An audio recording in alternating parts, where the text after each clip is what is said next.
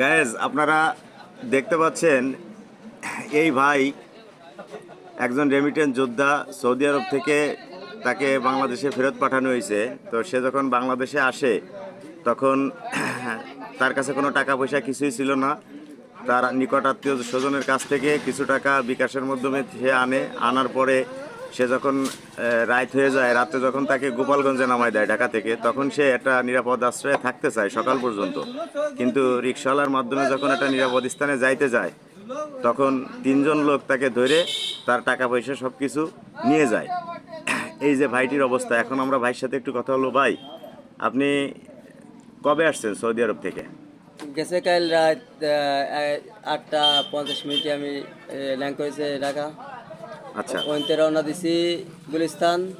মানে আমি আইসে গুলিস্তান আইছি রাত 11:30 বাজে। জি জি। 11:30-তে আইসে গোপালগঞ্জ পুলিশ লাইনে আইছি। আচ্ছা সেই সময় রাত 2 বাজে। আচ্ছা তারপরে ওখান থেকে গোপালগঞ্জের ভিতরে আইছি। ওই আচ্ছা। সময় ওরা আটক করেছি।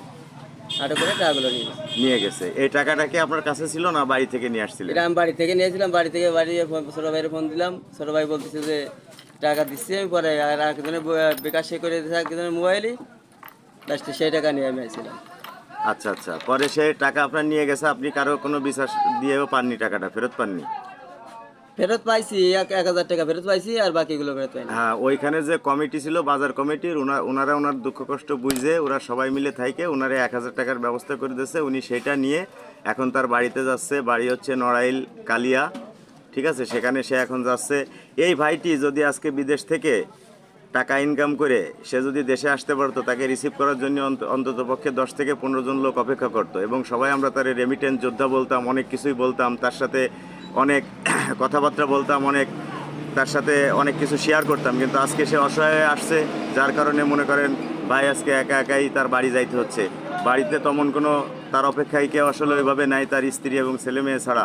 সবাই আত্মীয় স্বজন কেউই মনে করেন যে আসতেছে না, কারণ সবাই জানে যে সে বিদেশ থেকে ধরা খেয়ে আসছে।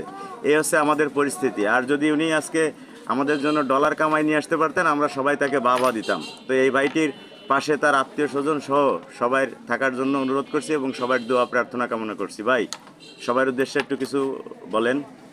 আর কি বলার, আর কিছু বলার সবাই নেই। দোয়া করার কথা বলে দেন সবাইরে, সবাই দোয়া করবেন ইনশাল্লাহ। আমি যেন ঘুরে দাঁড়াতে পারি। ইনশাল্লাহ লাগে। আচ্ছা।